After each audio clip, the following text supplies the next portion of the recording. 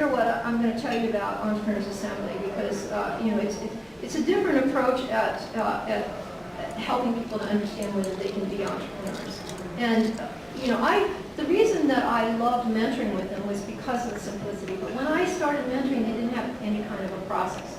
Mark helped them put together a process, and we've tweaked it over time to make it something that's just very simple, so that they don't feel overwhelmed. But one of the first things we do when they come in, we give them a starter pack, and the first 2 pages in there is a self-assessment, and it asks them how much are you comfortable with risk, how much are you comfortable with change, and then the second one is really giving them some terms and seeing if they understand it. And they're not scored. They're meant to be tools so that when they're working with a mentor, the mentor can understand what their challenges are. And then as they begin to learn, as they begin to learn about starting a business, they begin to learn where their challenges are too. And our former executive director and chair, who died last year, did many people know John Moran? Big here. He described it, what EA does is a leaky funnel. So you just bring everybody in, everybody who thinks they're an entrepreneur or wants to know what it means. And as through our little process, they find out, they fall out through the cracks to be, you know, they need to go get a day job. Or they need to go spend a little more time thinking of an idea. Or maybe they need to join a team and not be the leader, you know. So, and then what we're trying to do on the funnel, on the downside of the funnel, is create those opportunities that then we can move on to place incubators. We've got one in town, Startup Envy, that's an incubator for scalable companies. So we're trying to create scalable companies. We're trying to create opportunities for people to actually really build the economy by creating jobs and hiring people, especially here in this area. So our process focuses on the customer. We have a checklist that's like a little cookbook that has 3 sections to it. There's customer discovery, which is the ideation and prototype stage. There's validation.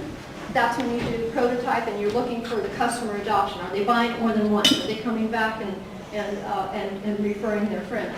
And also the creation. Now, are we customer creation? Are we at a point where we're generating revenues and maybe we're not profitable yet, but let's see what our cash flow is. Our cash flow moving towards being positive. We also use a tool. We develop a few tools ourselves, but mostly we use tools that are tried and true. So people know the business model canvas. So we don't send them off to develop a business plan right away. Let's start with the canvas. Let's start with just the basics. In the center, the value proposition. What your customer problems are and how are you solving them. And again, I talked about that before, the need. What need are you solving? And then going on to, who are your customers? Have you talked to them? Do you know what they want? And looking at, you know, moving down the road to the channels you're going to sell through and keeping them happy in customer relationships. So on the right side of the canvas, that's all external and dealing with your customer. And we also then say you have to focus on the internal. You have to understand what your costs are. So again, in the customer, I'm only going to talk about the one phase, and that's the customer discovery phase. Here's where we want to say, have we found a product market fit? And where is that? The opportunity lies at the intersection of what the customers want and what we can build. So if you look at that little diagram, we have what we think the customers want, what the customer actually wants, what can be built, and what we can build. So that little green spot in the middle, that's where opportunity lies.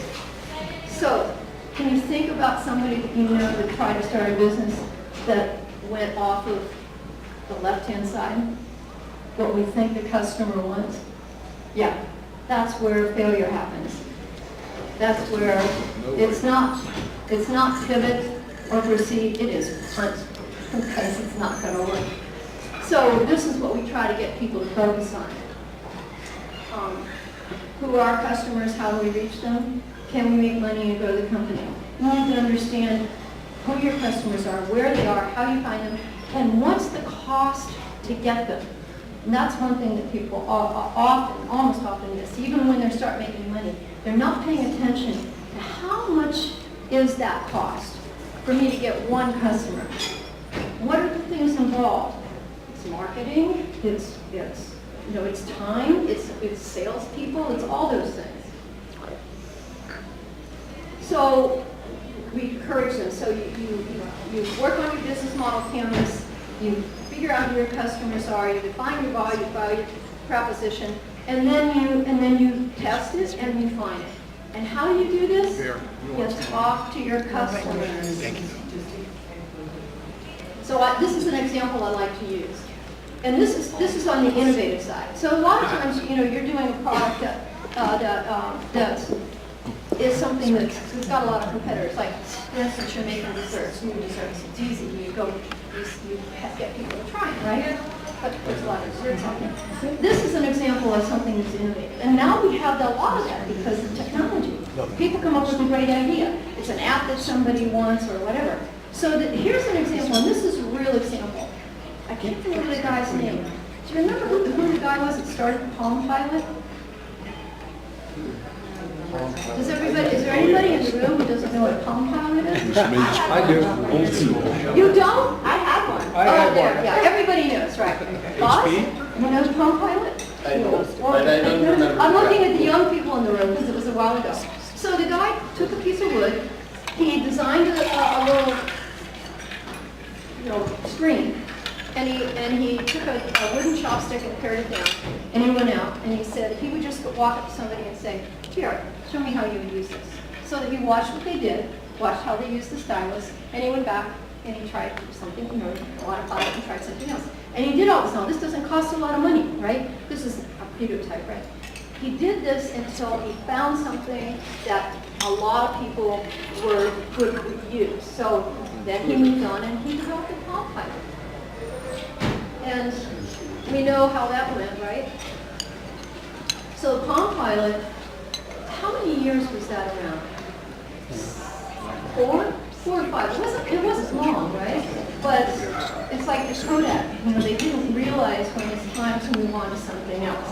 So Palm Pilot didn't even get acquired. I think they just died. They did not keep up at the time because what came along next ended up in what we have today.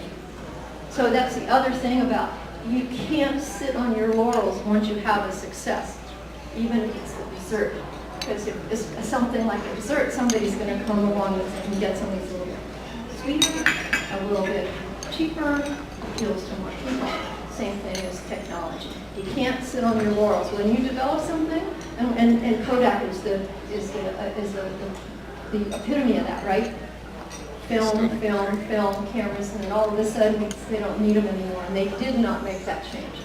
So you can start and you can follow all the rules and develop a really big company, but you got to keep on top of it. You got to keep reevaluating your customer, your market, and your competition, and the climate.